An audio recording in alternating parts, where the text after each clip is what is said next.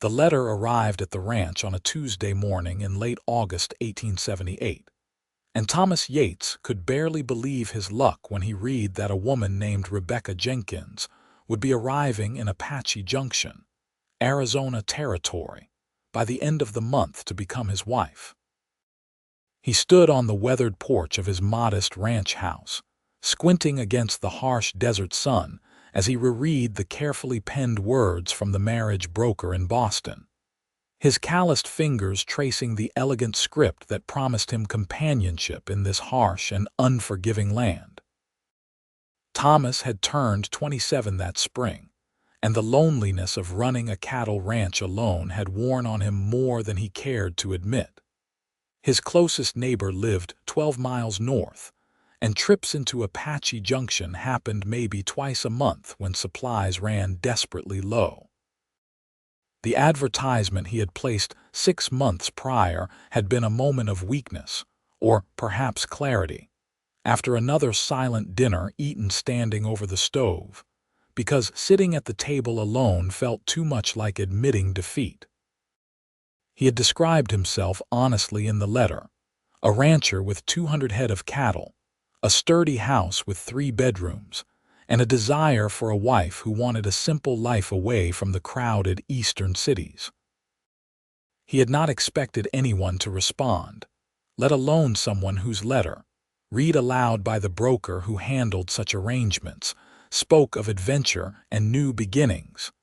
The day Rebecca was scheduled to arrive, Thomas rode into Apache Junction before dawn. The town consisted of little more than a main street lined with sun-bleached buildings, a general store, a saloon, the sheriff's office, and a small hotel where the stagecoach made its stops. He had bathed the night before in the creek that ran through his property, scrubbing away layers of dust and sweat, and he wore his best shirt, the blue one without any holes, tucked neatly into clean trousers. His dark hair, usually unruly, had been tamed with water, though the Arizona heat was already making it curl at his temples. The stagecoach rattled into town just after noon, its arrival announced by the thunder of hooves and the shouts of the driver. Thomas stood outside the hotel, his heart hammering against his ribs as the door swung open and passengers began to disembark.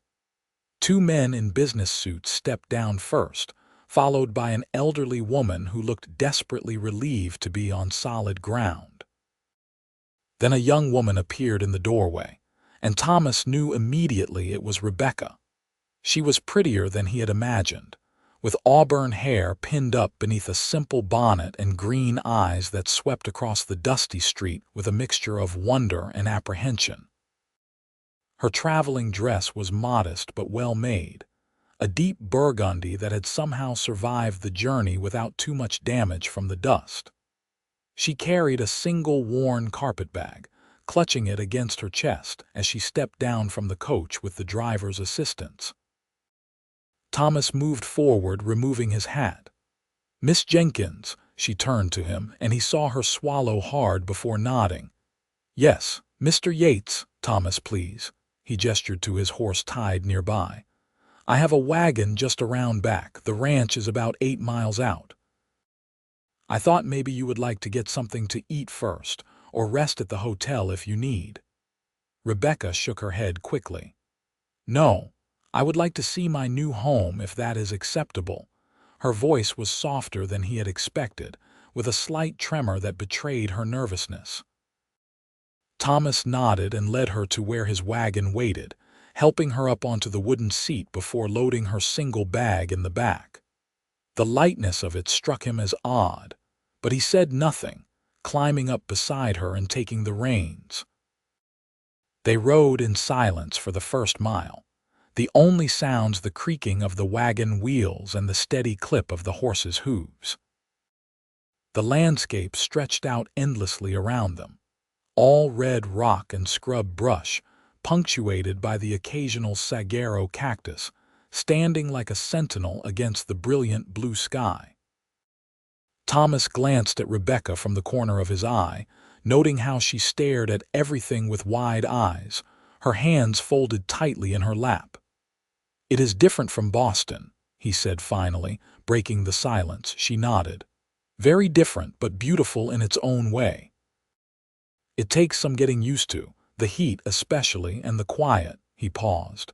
"Did you have family back east?" Rebecca's expression clouded slightly. "An aunt who raised me after my parents died. She passed last winter. There was nothing left for me there. I am sorry for your loss." She turned to look at him fully for the first time, and he was struck by the directness of her gaze. "Thank you, and thank you for this opportunity. I know it is an unusual arrangement." Thomas found himself smiling slightly. "Seems like the only kind of arrangement out here. Not many women choose Arizona territory on their own. Perhaps they do not know what they are missing." The comment surprised him, and he felt some of his nervousness ease. They talked more as the miles passed. Small conversations about the journey, about the ranch, about Apache Junction and its rough-hewn character. Rebecca asked questions about the cattle, about the work, about what would be expected of her. Thomas answered as honestly as he could, not wanting to paint a false picture of the hard life that awaited her. The ranch came into view as they crested a small rise. The house sitting in a natural depression with the creek running behind it, and the barn and outbuildings clustered nearby. It was not much, Thomas knew, but he had built most of it with his own hands, and he felt a surge of pride mixed with apprehension as he watched Rebecca take it in. "It is lovely," she said quietly, and he could not tell if she meant it. He helped her down from the wagon and carried her bag inside. The house was simple but clean. He had spent the previous day sweeping and scrubbing, wanting to make a good impression. The main room served as kitchen and living area, with a stone fireplace taking up one wall. 2 doors led to the bedrooms, and he gestured to the larger one. "I fixed that up for you, fresh linens and everything. I will take the smaller room." Rebecca set her bag down slowly, her eyes moving around the space. "You do not have to do that. We are to be married. I thought maybe you would want some time to adjust. We can have the ceremony in town whenever you are ready." She looked at him for a long moment, and he saw something like relief flicker across her face. "That is kind of you." Over the next few days, they settled into an awkward but not unpleasant routine. Thomas rose before dawn to tend the cattle and handle the endless tasks that came with running a ranch. Rebecca explored the house and began to make it her own, though he noticed she seemed hesitant about changing anything. She cooked their meals, simple but hearty fare, and they ate together at the wooden table, making conversation that grew easier each day. On the 4th evening, Thomas brought a book from his small collection to the table after they had finished eating. It was a volume of poetry, worn from many ratings, and he had thought Rebecca might enjoy it. "I thought you might like something to read in the evenings," he said, pushing it across the table toward her. "It is not much, but there is a general store in town that sometimes gets new books in." Rebecca stared at the book as if it were a snake coiled to strike. Her hands remained in her lap, and Thomas saw color rise in her cheeks. "That is very kind," she said quietly, not touching it. Something in her tone made him pause. "Do you not like poetry?" "I have a few others, some novels, and Thomas." She interrupted him, her voice barely above a whisper. She raised her eyes to his, and he saw shame burning in them. "I need to tell you something. I should have told you before, but I was afraid you would not send for me if you knew." He felt his stomach tighten with apprehension. "What is it?" Rebecca took a shaky breath. "I cannot read or write, never learned either one." The words hung in the air between them. Thomas sat back in his chair, processing this information. The letters from the marriage broker suddenly made sense, the way they had been carefully impersonal, obviously written by someone else on her behalf. "Your letters," he said slowly. I paid a woman in Boston to write them for me. I told her what to say and she made them proper." Rebecca's hands twisted together in her lap. "I am sorry I deceived you. If you want to send me back, I will understand. I have a little money saved. I can make my own way." Thomas looked at her, at the fear and shame in her expression, and felt something shift in his chest. He thought of his own mother, who had taught him to read by lamplight in their small cabin in Texas. How she had insisted that education was the one thing no one could take from you. He thought of how many times those skills had served him, reading contracts, keeping accounts, finding solace in stories during the loneliest nights. "You want to learn?" he asked. Rebecca's head snapped up, surprise clear on her face.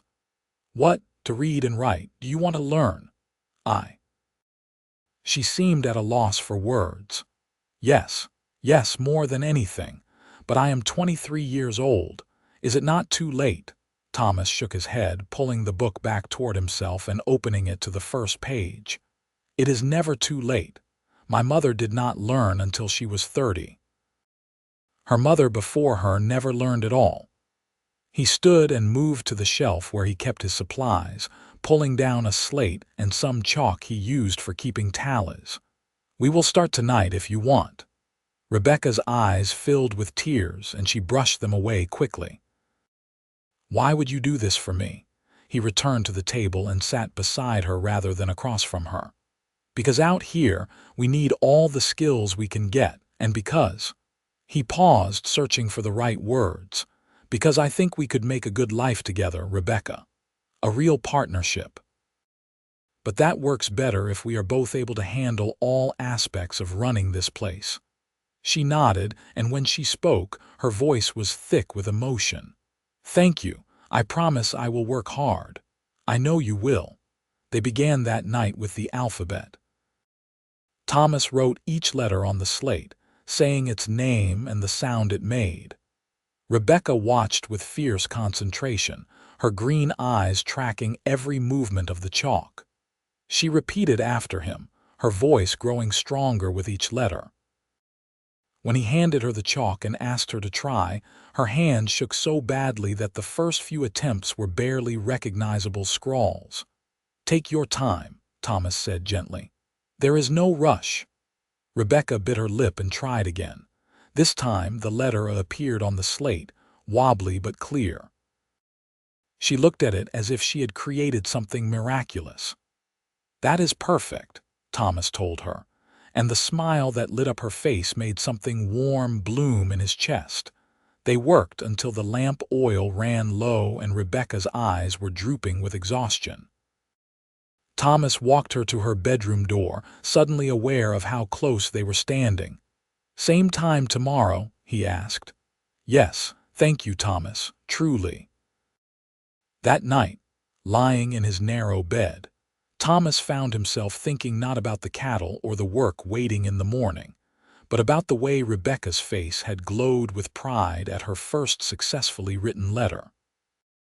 He had brought her here as a practical solution to loneliness, but he was beginning to realize that she might become something much more important than that. The next few weeks fell into a new rhythm. Thomas rose with the sun and spent his days working the ranch, mending fences, checking on the cattle that grazed across his land, and handling the 100 other tasks that never seemed to end. Rebecca kept the house, tended the small vegetable garden she had started near the creek, and cooked meals that were increasingly impressive given the limited ingredients available. But the evenings belonged to their lessons. They moved from letters to simple words. Thomas would write them on the slate, then Rebecca would copy them, sounding out each syllable. Cat, dog, sun, sky, home. Her progress amazed him.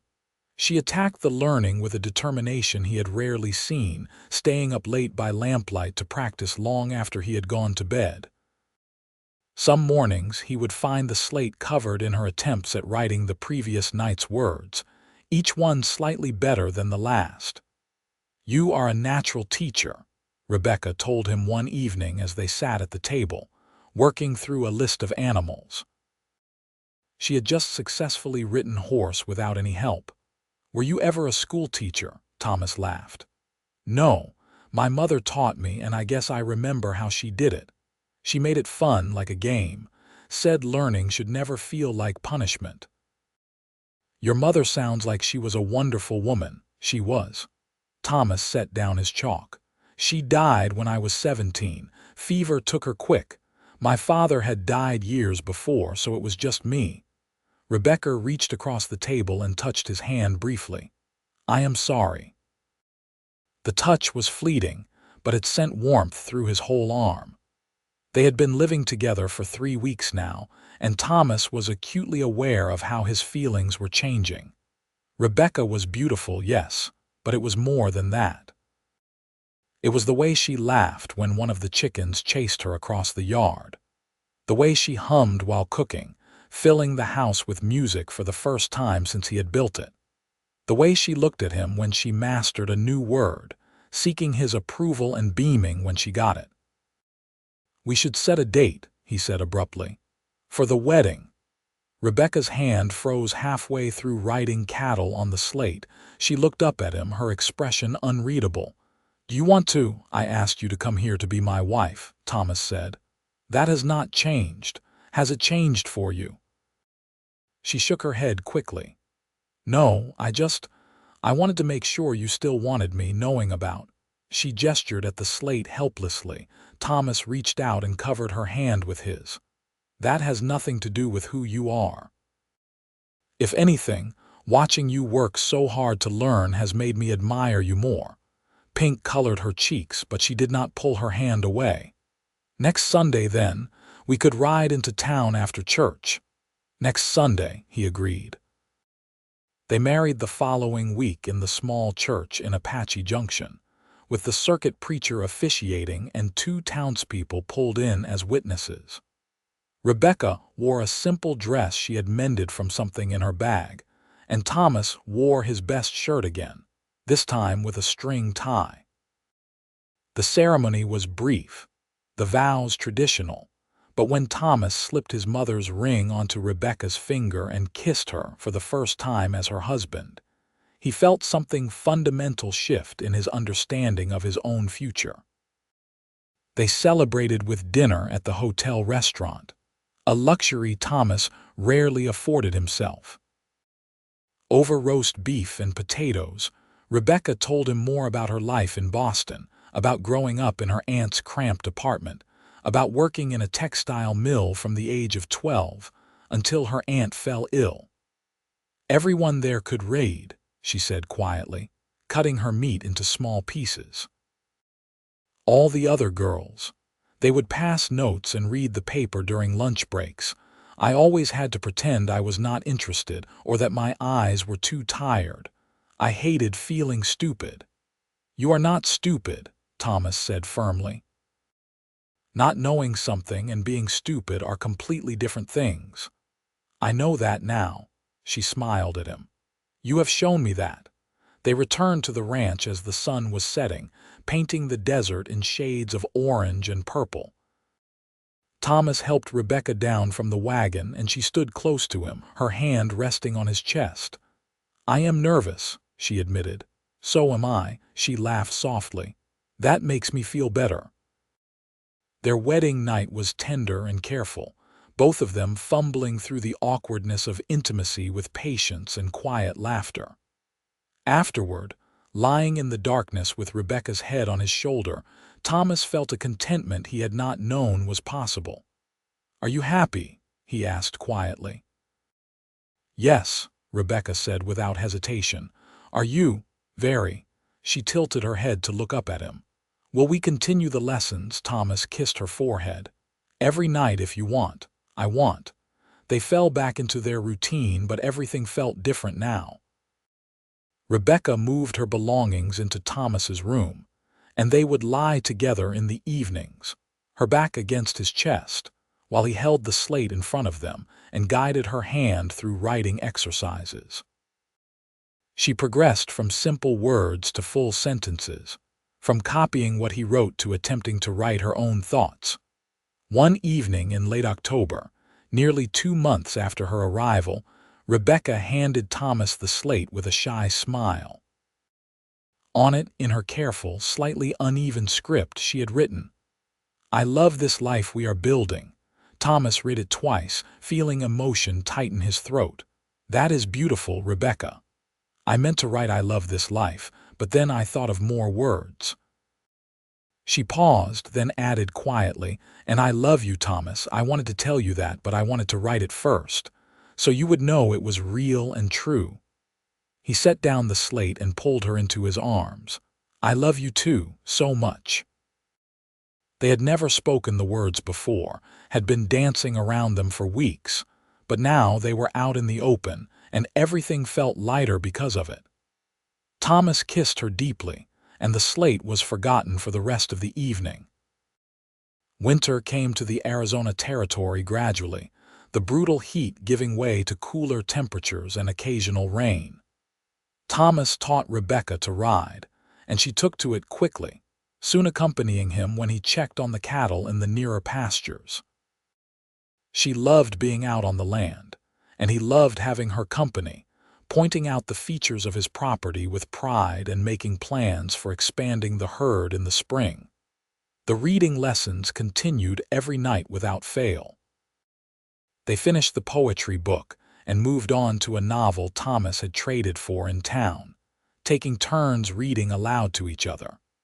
Rebecca's reading was still slow, and sometimes she stumbled over unfamiliar words, but her determination never wavered. She practiced writing letters, wanting to correspond with a woman she had known in Boston, and Thomas helped her compose sentences until she felt confident enough to send them on her own. "You could be anything you wanted now," Thomas told her one evening as they sat by the fire. "A schoolteacher, a bookkeeper, you have learned so much." Rebecca looked up from the letter she was writing, practicing her penmanship. "I am exactly what I want to be, your wife, a rancher's wife, building something real out here." In January, Rebecca missed her monthly courses and began feeling ill in the mornings. Thomas recognized the signs, and when Rebecca confirmed her suspicions, he felt joy mixed with fear. The nearest doctor was in Apache Junction, and the nearest women who could help with childbirth were scattered across miles of hard terrain. "We will figure it out," Rebecca said, sensing his worry. She placed his hand on her still flat stomach. "Women have been doing this since the beginning of time." "Not my wife," Thomas said, "and not my child." She kissed him softly. "We will be fine. I am strong and you are here." The pregnancy progressed smoothly through the winter and into spring. Rebecca's belly grew round, and Thomas found himself marveling at the changes in her body. The way she seemed to glow with health and happiness, despite the discomfort. She continued her lessons, reading aloud from a book about childbirth that Thomas had ordered from the general store, wanting to be as prepared as possible. In early April, Thomas rode to the neighboring ranch to ask Martha Thompson, the rancher's wife, if she would help when the time came. Martha was a stout woman in her 50s who had birthed 6 children of her own and helped deliver countless others. She agreed immediately, telling Thomas to send word as soon as Rebecca's pain started. The baby came on a warm night in late May, arriving faster than either of them had expected. Thomas barely had time to ride for Martha before Rebecca's labor intensified, and in the end, it was just the two of them when their son entered the world with a robust cry that echoed through the small house.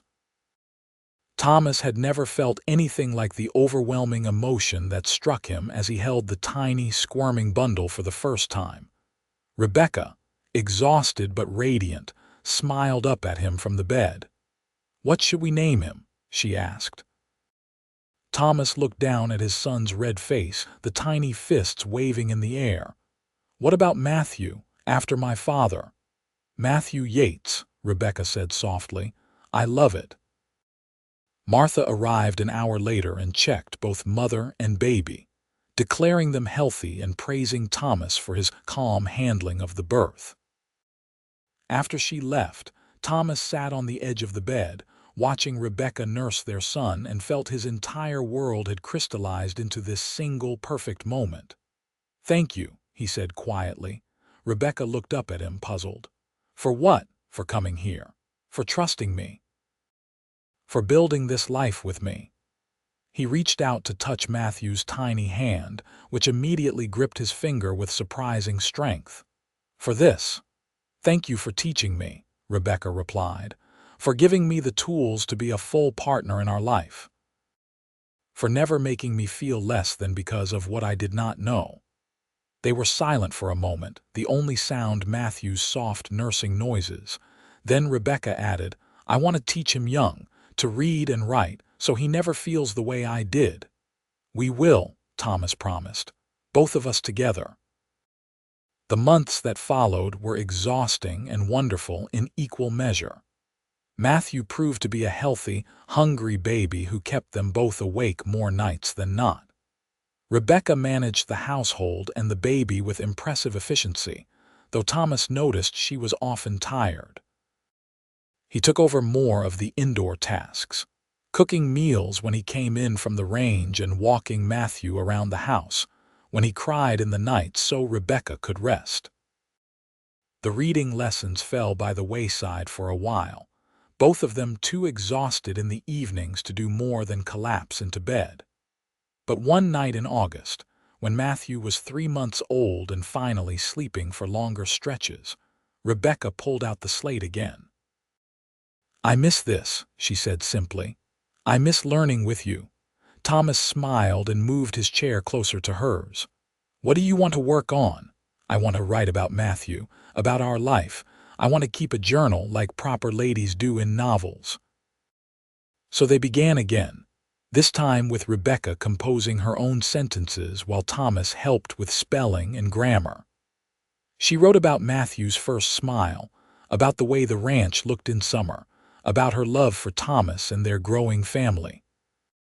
Her handwriting grew more confident, her vocabulary expanded, and soon she was writing entire pages without assistance. One evening, Thomas came in from the range to find Rebecca sitting at the table with several sheets of paper covered in her handwriting. She looked up at him with shining eyes. "I finished it," she said, "the whole story, of how we met and everything after." Thomas washed his hands and sat beside her, reading through the pages. Rebecca's words were simple but heartfelt, describing her fear when she left Boston, her nervousness on meeting him, her shame at confessing she could not read. She wrote about the lessons, about falling in love with both the man and the life he offered, about the joy of holding their son for the first time. "This is beautiful," Thomas said when he finished, his voice rough with emotion. "You should be proud, Rebecca. Look how far you have come." She smiled, but there were tears in her eyes. "Only because you believed I could." 2 years passed in a blur of work and growth. The ranch prospered, and Thomas was able to buy more land and increase the herd. Rebecca became an integral part of the operation, keeping meticulous records in her neat handwriting and managing correspondence with buyers. Matthew grew into a sturdy toddler with his mother's auburn hair and his father's dark eyes, running through the house with boundless energy. Rebecca discovered she was pregnant again in the spring of 1881, and this time the pregnancy felt easier, perhaps because they knew what to expect. Their daughter, Emily, arrived in December with none of the drama of her brother's birth, slipping into the world quickly with Martha Thompson in attendance. She was tiny and perfect, with Thomas's dark hair and Rebecca's green eyes. Watching Rebecca with both children, teaching Matthew his letters while nursing Emily, Thomas often found himself overwhelmed with gratitude. The lonely man who had placed an advertisement 3 years ago seemed like a stranger now.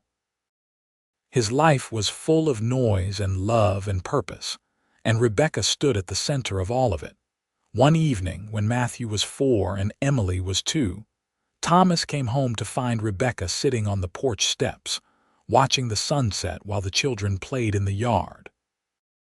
He sat beside her and she leaned against his shoulder with a contented sigh. "You remember that first night?" she asked. "When I told you I could not read, of course. I was so scared you would send me away. I thought I had ruined everything before it even started." Thomas wrapped his arm around her shoulders. "That was the night I started falling in love with you, watching you be so brave and then seeing how determined you were to learn." Rebecca turned to look at him. "You never made me feel ashamed, not once. You just offered to teach me, like it was the simplest thing in the world." "It was the simplest thing in the world. You wanted to learn. I knew how to teach. Everything else followed from that." They sat in comfortable silence, watching Matthew chase Emily around the yard while she shrieked with laughter. Thomas thought about all the lessons they had shared, all the evenings bent over the slate together, all the small victories as Rebecca mastered new skills. He thought about how those quiet hours had built the foundation for everything they had now. "I want to do something," Rebecca said suddenly. "There are other women out here who cannot read. I see them in town, pretending to understand documents or having their husbands read everything to them. I want to help them the way you helped me." Thomas felt pride swell in his chest. "That is a wonderful idea. How would you do it?" "Maybe start with one afternoon a week in town. Put up a notice at the general store. Keep it quiet and private so no one has to feel ashamed." She looked at him uncertainly. "Would you mind? I know it would mean time away from the ranch." "I think it is brilliant. We will make it work."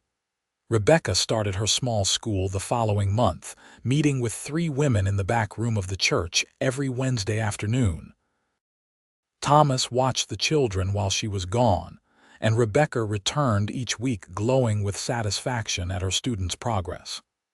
Word spread quietly, and soon she had 6 women attending, ranging in age from 18 to 50. "They are all so hungry to learn," Rebecca told Thomas one night as they prepared for bed. Emily and Matthew were finally asleep after a long bedtime routine. "Just like I was. And when they write their first words, their faces light up exactly the way mine must have." "You are making a real difference," Thomas said, pulling her close. "I am proud of you." The years continued to unfold in a pattern of work and love and growth.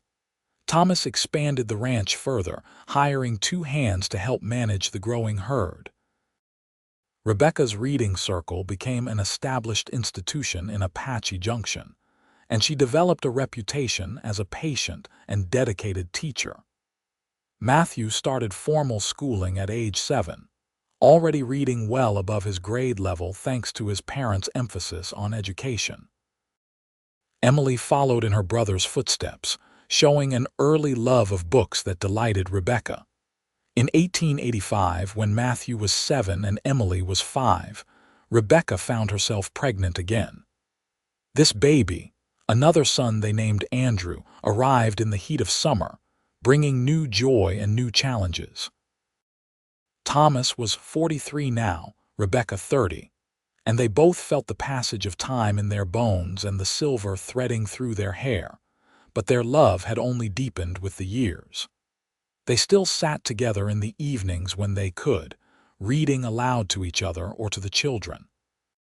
Thomas had built additional shelves to hold their growing collection of books, purchased with money carefully saved from the ranch's profits. Rebecca's journal had expanded to fill multiple volumes, documenting their life together in careful, beautiful prose that improved with each passing year. One night, unable to sleep, Thomas sat at the kitchen table reading through Rebecca's earliest journal entries. He smiled at her descriptions of those first lessons, the shaky handwriting gradually becoming smoother as the pages progressed.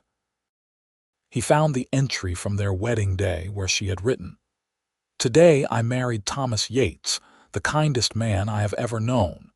He sees me not as I am, but as I could be.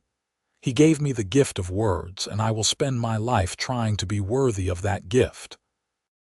"You are worthy," Thomas said aloud, though Rebecca was asleep in the next room. "You always were." By 1888, Matthew was 11 and already helping seriously with the ranch work. He was tall for his age, strong and responsible, and Thomas often found himself relying on his son's help with the more demanding tasks. Emily, at 8, had become her mother's shadow, helping with the younger Andrew and showing an interest in teaching that reminded Thomas powerfully of Rebecca. The ranch had become one of the most successful in the region. Thomas's careful management and Rebecca's meticulous record-keeping had paid off, and they now ran nearly 500 head of cattle across land that stretched for miles. They had built a larger house, with separate bedrooms for all the children and a study where Rebecca kept her journals and held private lessons. But success and growth had not changed the fundamental nature of their relationship. They still made time for each other, still talked late into the night, still approached their life as true partners. The physical passion of their early years had mellowed into something deeper and more comfortable, but no less intimate. They knew each other's thoughts, anticipated each other's needs, worked together with the kind of seamless coordination that came from years of practice. One evening in late fall, the children were in bed and Thomas found Rebecca in the study, writing in her journal by lamplight. He watched her from the doorway for a moment, marveling at how beautiful she still was, how the sight of her bent over her work still made his heart skip. "What are you writing?" he asked, coming to stand behind her chair. Rebecca leaned back against him. "About Andrew's first day helping me in the garden. He pulled up half the carrots thinking they were weeds," she laughed softly, "and about how grateful I am for all of this, for you." Thomas bent to kiss the top of her head. "I am the grateful one. You took a chance coming out here to marry a stranger. You could have had an easier life." "I do not want an easier life. I want this life." She set down her pen and turned to face him. "Do you remember that first night when you offered to teach me? I thought you were being kind, maybe even pitying me. I did not understand until later that you were offering me a partnership, true equality. That is what those lessons were really about." "Is that what they were about?" Thomas asked with a slight smile. "Yes. You were showing me that you valued my mind, my potential, not just my ability to cook and clean and bear your children." She stood and wrapped her arms around his waist. "You made me believe I could be more than I thought possible.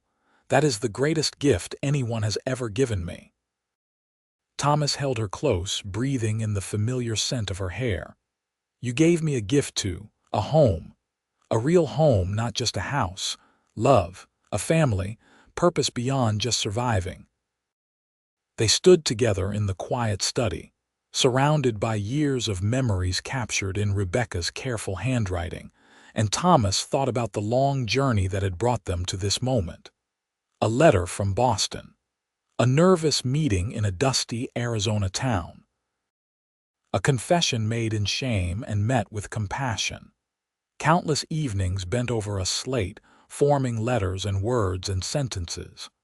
Love growing slowly and steadily, built on mutual respect and shared effort.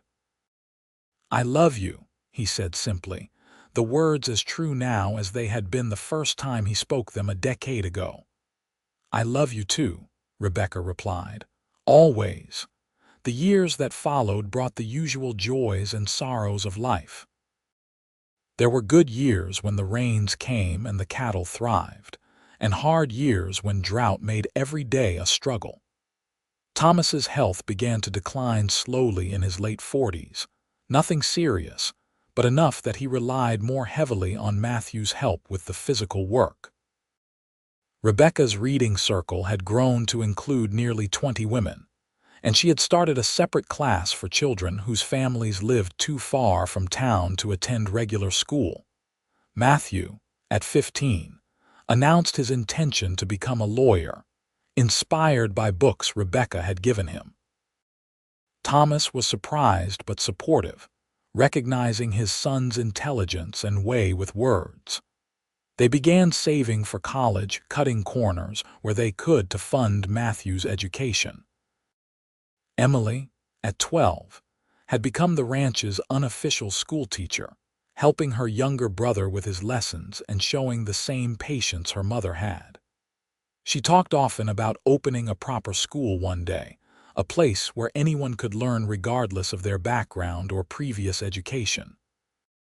Andrew, at 8, was the most hands-on of the children, happiest when he was working with the cattle or helping his father mend fences. Thomas saw himself in his youngest son, that same love of the land and the physical work that came with ranching. One evening in 1893, the whole family gathered around the dinner table, a ritual they had maintained even as the children grew older and busier. Matthew was talking about a legal case he had read about. Emily was describing her plans for a lesson on arithmetic, and Andrew was begging to be allowed to help with the fall roundup.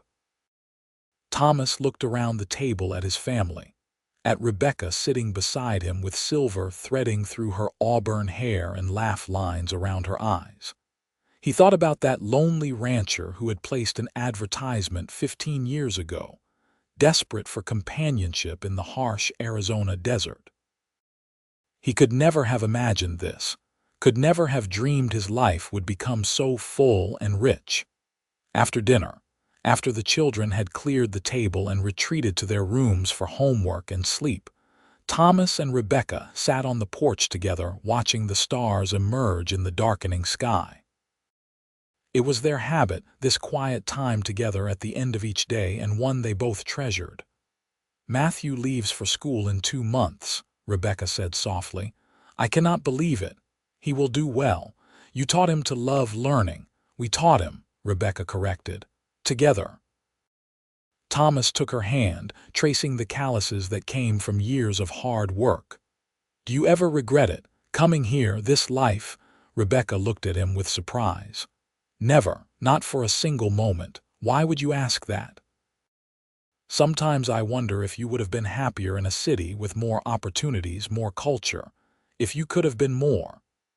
"Thomas Yates," Rebecca said firmly, squeezing his hand. "I am exactly who I want to be. I have a husband who respects and loves me. Children who are growing into wonderful people. Work that matters, friends, purpose. What more could I possibly want? I just want you to be happy. I am happy. Happier than I ever imagined possible." She leaned her head on his shoulder. "That girl who stepped off the stagecoach 15 years ago, terrified and hiding a secret she was sure would ruin everything. She could never have dreamed this life. You gave me that. Not just the reading and writing, though that was important. You gave me confidence, partnership, love that never wavered even when I was at my worst." "You were never at your worst," Rebecca laughed. "Remember when I tried to make bread that first month and it came out hard as a rock? I remember. I also remember you trying again the next day and the next until you got it right. That is who you are, Rebecca. Someone who never gives up." They sat in comfortable silence, hands clasped, watching the stars wheel overhead. Thomas thought about all the lessons they had shared over the years, how education had been the foundation of their relationship. But it was more than that, he realized. It was about respect, about believing in each other's potential, about building something together through patience and dedication. "We should write a book," Rebecca said suddenly. Thomas looked at her in surprise. "What?" "About how people can teach each other. How education does not have to be formal or in a schoolhouse. How learning together can build a relationship." She sat up straighter, warming to the idea. "Think about all the couples out here, isolated on ranches and farms. What if they spent their evenings teaching each other things? Not just reading and writing, but whatever skills they have. It could bring them closer together." "That is a beautiful idea," Thomas said, "but I do not know how to write a book." "Neither did I know how to write at all once," Rebecca pointed out. "We will figure it out together, like we always do." They started the project the next week, working on it in the evenings after the children were in bed. Rebecca wrote about her experience, about the fear and shame of being illiterate, about how Thomas's patient teaching had transformed her life. Thomas added practical advice about teaching techniques, about how to make learning enjoyable rather than punishing. It took them nearly 2 years to complete, writing and revising in stolen moments between the demands of the ranch and family. Matthew, home on breaks from university, helped them edit and organize the manuscript. Emily drew illustrations showing people of all ages engaged in learning. Even Andrew contributed, describing how his parents' example had inspired him to always keep learning. In 1895, they sent the completed manuscript to a publisher in San Francisco that specialized in educational materials. Months passed with no response, and Thomas assumed it had been rejected. But then, in early 1896, a letter arrived accepting the book for publication and offering a modest advance. "We are going to be published authors," Rebecca said, staring at the letter in disbelief. "I cannot believe it." "Believe it," Thomas said, pulling her into a hug. "You deserve this, Rebecca. You worked so hard." The book, titled Partners in Learning: How Couples Can Educate Each Other, was published that fall. It sold modestly but steadily, finding an audience among frontier families hungry for practical advice. Letters began arriving from readers, thanking them for inspiring a new approach to marriage and education. One letter, from a woman in Montana, particularly moved Rebecca. The woman wrote, "I could not read when I married, just like you. I was too ashamed to tell my husband for 5 years. After reading your book, I confessed, and he has started teaching me. It has transformed our marriage. Thank you for giving me the courage to be honest and the hope that I could change." "This is why we wrote it," Rebecca said, showing Thomas the letter, "to help others the way you helped me." "We helped each other," Thomas corrected gently. "That is what partnership means." As the new century approached, Thomas and Rebecca found themselves entering their 60s with gratitude and grace. The ranch was now run primarily by Andrew, who had inherited his father's love of the land and proven himself an excellent manager. Matthew had become a successful lawyer in Phoenix, visiting often with his wife and young children. Emily had indeed opened a school in Apache Junction, a place where anyone could learn regardless of age or background, carrying on her mother's legacy. Thomas's health had declined more seriously in recent years, his heart occasionally giving him trouble. But he still rose each morning, still sat with Rebecca on the porch each evening, still read to her or listened to her read to him. The intimacy of those early lessons had never faded, had instead evolved into something even richer and more comfortable. One evening in 1899, Thomas came in from a gentle ride around the property to find Rebecca sitting at the kitchen table, tears streaming down her face.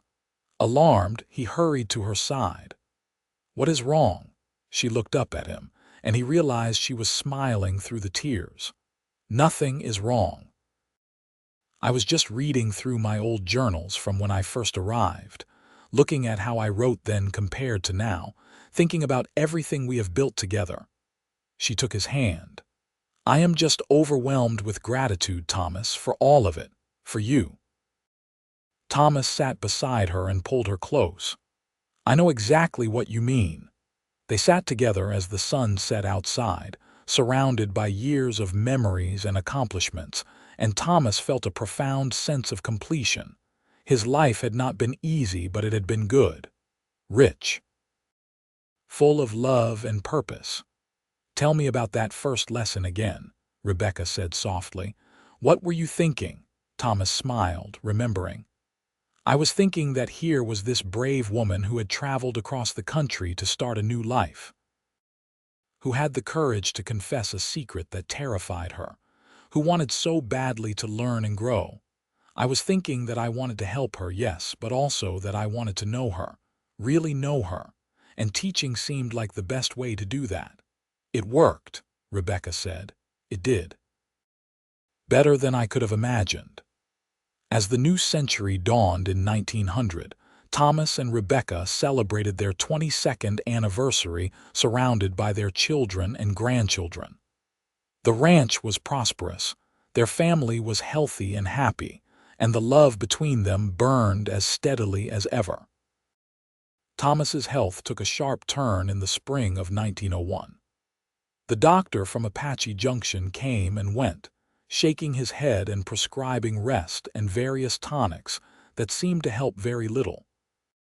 Thomas spent more time in bed, frustrated by his body's betrayal but grateful for Rebecca's constant presence. She read to him every day, her voice steady and clear, bringing him comfort and distraction. Sometimes their children or grandchildren would join them, the room filling with the sound of familiar voices and beloved stories. But Thomas's favorite times were still the quiet evenings when it was just him and Rebecca, her hand in his, words flowing between them as easily as they had for more than 2 decades. "I am not afraid," Thomas told her one evening in early summer. "I have lived a good life, a full life." Rebecca's eyes filled with tears, but she nodded. "You have. We have. Promise me something," he said, his voice weaker than he liked. "Promise me you will keep teaching, keep writing, keep sharing your story with others who need to hear it." "I promise," Rebecca said, her voice breaking. "But I do not want to do any of it without you. You will not be without me. I will be in every word you write, every lesson you teach. That is what we built together, Rebecca, something that will outlast both of us." Thomas died peacefully in his sleep 2 weeks later, with Rebecca beside him holding his hand. He was 69 years old, and in the last moments before consciousness faded for the final time, his last thought was of that first evening, showing a frightened young woman the letters of the alphabet and watching her face light up with hope. Rebecca mourned deeply, as did their children and the many people whose lives they had touched. The church in Apache Junction was packed for the funeral, filled with ranchers and townspeople, former students and friends. The preacher spoke about Thomas's kindness, his generosity, his dedication to education and family. But it was Rebecca who gave the final words, standing at the front of the church with her head high and her voice steady. "My husband taught me to read and write," she said. "But more than that, he taught me that I had value, that my mind mattered, that I could be a true partner in building a life together. He never made me feel small or less than. He believed in me when I did not believe in myself. And he showed me, every single day for 23 years, what real love looks like. It looks like patience, like partnership, like sitting together every evening, learning and growing side by side. I will miss him for the rest of my life, but I will also carry him with me in every word I read, every sentence I write, every person I teach. That is his legacy. That is what he gave to all of us." In the years that followed, Rebecca continued her work with renewed dedication. She expanded the school Emily had started, establishing a formal program for adult learners. She revised and updated their book, adding a section about Thomas's life and teaching philosophy. She traveled when she could, speaking to women's groups and educational societies about the importance of literacy and the power of learning. But she always returned to the ranch, to the house she and Thomas had built together, to the porch where they had spent so many evenings. She would sit there in her rocking chair, reading or writing in her journal, and sometimes she could almost feel his presence beside her. Rebecca lived to be 83 years old, remaining active and engaged until the very end.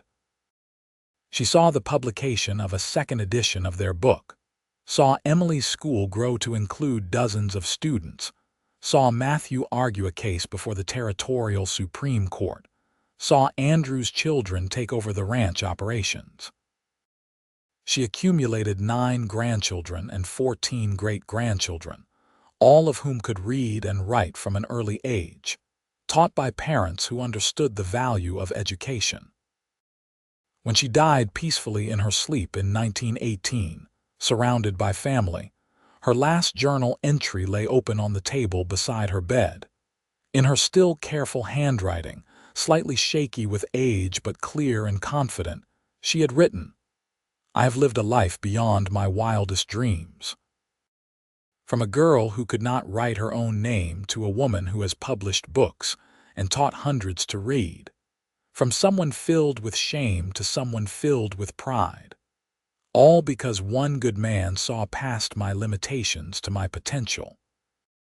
All because he offered to teach me and in doing so taught me that I was worth teaching. I go to join him now with no regrets, only gratitude for every lesson, every word, every moment we shared.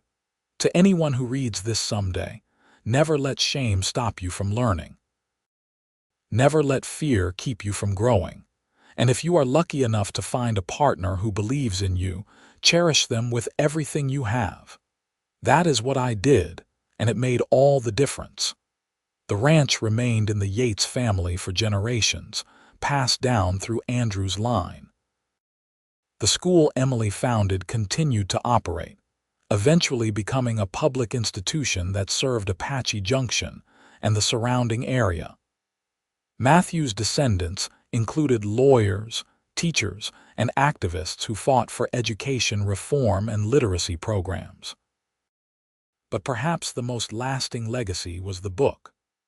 Partners in Learning remained in print for decades, inspiring countless couples to approach marriage as a true partnership built on mutual respect and growth. It became a quiet classic of educational literature, cited in academic papers and recommended by marriage counselors. Copies turned up in frontier cabins and city apartments, dog-eared and well-loved, passed from one generation to the next.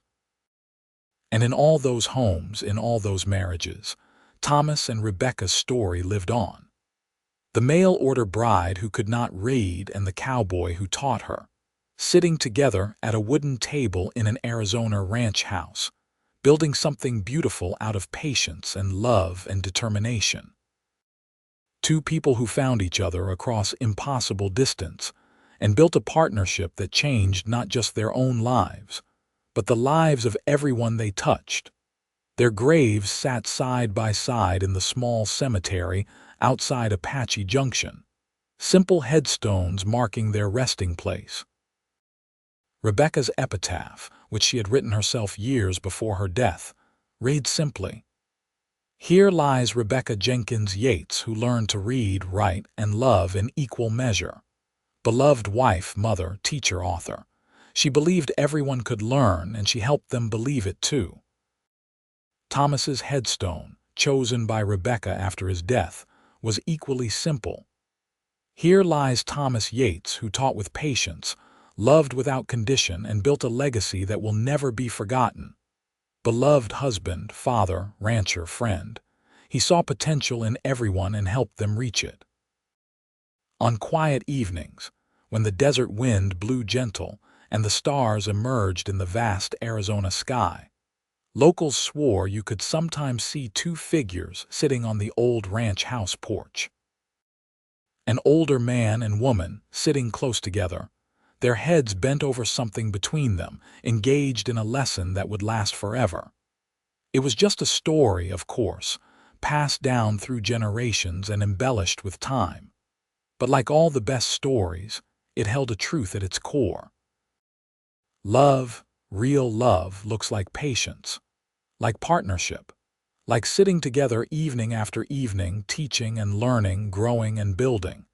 It looks like seeing past limitations to potential, past shame to courage, past fear to hope. It looks like a cowboy offering to teach his bride to read, and in doing so, showing her that she was valued, capable, and worthy of every dream she had ever dared to dream. That was the story of Thomas and Rebecca. A simple story, perhaps, but one that echoed through time and touched countless lives. A story of love found in the most unexpected place, built on the most fundamental of foundations, and lasting long after both of them had returned to dust. And somewhere, in the mystery beyond mortal understanding, two souls continued their lessons, learning and teaching and loving for all eternity, exactly as they had promised they would.